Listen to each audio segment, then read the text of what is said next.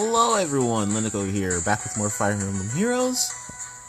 As of yesterday, version 3.2.0 has come out, and with it we have new weapons and new changes to the merging system. I won't go over everything else. I will focus solely on the two I just mentioned before. If you want to look for anything else, you can also just check the announcements or notifications section right here and find out what's so different on your own. Now then, talking about the merged allies, we have some pretty nice things. Take a look at my Mino. She is plus attack, minus defense. You can click it to make sure. Flaws are red, assets are blue. It's complete opposite of the Pokemon, of how they do it in Pokemon. Red is their good stat, while blue is their bad stat. So I think that's pretty interesting. I thought it was going to be green. So we might see those glitched green numbers on like New Year's Camilla and Love Abound's Hector. We might still see that. Here we can see my Fur. She was minus defense and plus attack, but now that she's merged, her defense has gone away. And that's really good. I thought the merge, the +1 merge would take it out from the +4 that character would receive, but this is even better. And honestly, I think it's a good thing that this is what it actually was. Otherwise, I think people would have been pretty upset. My Athena got 3 HP back because she was minus HP. Roy, also the same. He got his HP back. Titania got a boost of her defense. Merged units that are neutral, they got a nice +1 to 3 of their stats. I believe my Marissa got a boost to her HP, attack, and speed. They all got +1 in that department. As for my Robin, I'll just go over here. He got +1 to his HP, +1 to his attack, and +1 to his speed. As for my Black Knight, who is +5, so he already received +2 to everything, but he got +1 to his HP, +1 to his attack, and +1 to his defense. Which is really good. It's really good. It's very nice. Now let's go right down here to my 4-star heroes, because they also benefited from this. As you can see, myself, I believe he was minus HP, no longer has it. It's not there anymore. I thought it was going to be limited to 5-star heroes only, but it seems like it is for all kinds of heroes, no matter what their rarity is. My Viridian got a buff as well.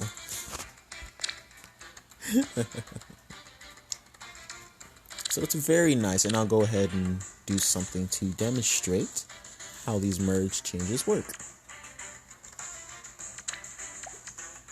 Let's go ahead. Let's find someone who I wouldn't mind merging at an early level.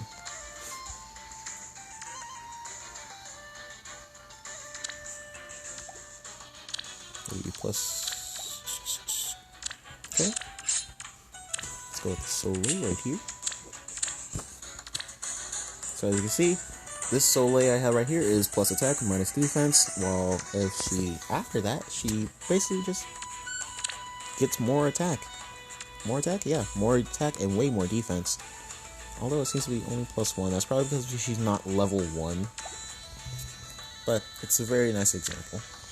I'm just giving you guys some examples. Let's see. It's also the same for 3-star versions of a hero. As you can see, Wallheart, 18, 18, 7, 4, 2. And then it becomes 20, 28. So he gets +2 to his HP and his attack, and +1 to his defense. And it's very nice for a ton of heroes. 4-stars benefit from this too. I thought it wasn't going to be 4-stars. I thought it was only going to be 5-stars. But they proved us wrong. They proved me wrong, more specifically. As for weapon refines, as you can see, Ellawood, he gets Swift Sparrow built into his weapon after the refine. The base effect becomes Death Blow 3. It was Death Blow 2, where it was +4 instead of +6, but this is what it is now. Basically, in a way, you could say he's a melee version of... He can become a melee version of Lilina, and he's also like a melee version of Ishtar, who got +10 to her speed due to Mjolnir's base effect basically in Darting Blow 3. Yeah, so you can basically give him plus 14 attack when he initiates. That's 61. If you want to be that guy, though, you can go for Death Blow 4 and make it plus 18 attack when he initiates. And he'll still get a bit of a speed boost as well. And I, of course, am very happy. I like using Elowood a lot. He's very fun, and I've had him for a bit. Now, as for Grotto Pole Axe, which is Amelia's new weapon, it keeps the base effect where it's a special trigger, accelerates it. And here, if a bonus is granted on Amelia that like a rally or a hone and or extra movement from things like armor march, she gets plus 5 to her speed and defense. This is good. Amelia's always been one of the fastest X units in the game, or rather one of the fastest armor units in the game. Her, the Black Knight, and Winter Robin usually held that honor, although I believe Zelgius... No, I think Zelgius is actually 1 speed slower than the Black Knight. Not that it matters, he can get IVs. He can get assets and flaws, I mean. And the new Ike will be coming out. He has 38 speed. Armors should not be that fast. Ike shouldn't be an armor unit in general. He doesn't even look like one. Gosh, that always bothers me. As for Nino here, Iris's Tome is basically a better blade tome. Same thing you would see on Odin's Grimoire and Thunderhead, which belongs to the Green Olwen. And here she gets even attack wave, which is good because usually in the arena, the odd turn or the first turn you're setting up to attack, you're baiting, or you're basically building everyone up to get ready for battle. And in the second turn, which is the evens, that's when you normally would attack, which is the more ideal time to be using wave skills. It's really good. It's basically plus 12 damage. Of course, it's only a boost to her attack, but you get what I mean. Tharja. Tharja also gets the same base effect in her weapon. Tharja's Hex also becomes a better blade tome. However, it gets a very funny Threaten-esque effect. Enemies that are within 2 range of Tharja's Hex after you refine it receive -4 to the attack and speed during combat. I would like to test this out if I could, but I don't have her. But the way it seems, you could attack a character with someone that is not Tharja, and I want to know if they also still receive -4 to their attack and speed. If so, then Tharja becomes a really good supporting hero as well as a competent offensive unit, and that's really good. Now let's move on to Obero. Obero's spear is still effective against armors, and she gets close defense. That's good. Obero's 3 stats that mattered were attack, defense, and resistance. Her resistance was decent, enough to where you could build upon it. Her speed, not so much. I think, 28 was the highest it goes. Might be wrong, I might be right. Not too sure. But, it's good. She becomes a much better enemy phase unit. I thought she was going to get something like no follow-up built into it so that she could really deal with armors. But this is fine, too. You can build her for enemy phase, and she will decimate and probably survive against armor units. You can give her no follow-up as well, so there's not too much purpose in doing that one. As for her counterpart, Hinata. Hinata's katana has sturdy stance built into it as the base effect. It's not a ruby sword, unlike other character in particular that I'll get to. It has sturdy stance built into it, and its refine effect is the same thing as Eldigan's. It's a fury effect. +3 to all stats, -6 after combat, though. This makes Hinata even tankier. So, I believe Hinata is also mostly used as an enemy phase unit. I don't know, I've never really seen a Hinata in the arena or anywhere else built by a player, but I'm pretty sure it's a good one. Now what you could do is you could give Hinata Fury 4 from the Grail character that we'll be getting tomorrow. That's funny though. Giving Fury 4 to the Fury Man.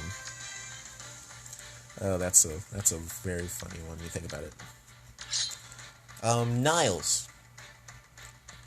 He gets something rather interesting. He keeps the accelerated special that is on the killer bow special trigger. He gets it much faster, or rather, it's the same thing as the slaying bow. Now he gets the same effect as the shining bow in the base effect. So it's accelerated special trigger, and it has the usual thing you would see on the light brand or the shining bow. If a foe's defense is higher than resisted by 5, it deals 7 true damage, which means it'll always do 7, or at least you'll always get 7 boosted to the regular amount of damage you would get. This is good. And Niles didn't have much of an attack stat. He was all speed and resistance, so he can now build upon. You can build upon that because his refined effect is Flashing Blade. That's really good. Niles is fast. He's a fast character. That's all I see Niles more than I see most of these other characters that have gotten refined weapons, except for Nino and Amelia. They're incredibly popular. You see them often. But that's good. Basically, Niles will always get his iceberg going. If someone doesn't have something like Guard or Bowbreaker, I guess. But he can always get Iceberg going if he's faster than his opponent and outspeeds them. That's really good. You get plus 7 true damage. That's basically plus 14. And then I believe he has like what, 30, at least 30 resistance. So that's plus 15 for Iceberg, which is really good. That's at least 29 damage. And I think that's amazing if the Shining Bow part of the effect activates. Moving on to Seth. I have Seth, but he's not at 5 stars. Did that one with Nino and Obero. Now, Seth gets Silverbrand, which is basically a upgraded Ruby sword. That's fine and all. He becomes a much better. He's more capable of fighting greens with more attack power now. And also, his refined effect is Speed Tactic. That's really good. We only have 2 characters in this game, I believe, who have Speed Tactic, being Legendary Lyn and Yogurt. That's good, because now we have easy access to, arguably easy access to Speed Tactic. You just have to refine Seth's weapon to get access to it. And that's really good. He's in the 3-star and 4-star pool. So he's easy access to a very hard to get skill, a very limited skill. Limited access skill. So that's very good. So we've talked about Elwood. Amelia and Nino. We talked about Hinata, Niles, and Tharja. I believe that's everyone. So, the last thing I wanted to make note of was that in an upcoming update in March, you will be able to inherit a character up to 4 skills from a character. So as opposed to where you would inherit at least only 3, you can inherit 4, which will make things much easier if you're summoning for a character for their skills, and if they have distant counter and special fighter. Please don't do it. Ike is a good man. This is first season. You can get both of those skills at their maximum level, and that's really good. So, that's pretty much everything that I wanted to go over. Merged Ally update, the weapon refinery changes, it's all good. It's all really good. We have quite a good anniversary update here, because I think this counts as part of the anniversary. So, I just wanted to say that this is really good. Fire Emblem Heroes is going up, in my opinion. And hopefully it'll keep going up. Don't go downhill. Please do not do something that is really controversial. I really enjoyed this game. I'll probably keep playing it regardless, though. So until then, everyone, take care. Leave a like on the video if you enjoyed this. And do tell me, whose weapon are you more excited to use? Have you, probably more likely than not, you've already gotten the character's weapon. And I wonder what to do with Obero. I'm not sure how to build her. I don't have many skills, but I'll think of something. So until then, everyone, I'll see you in the next video. Take care.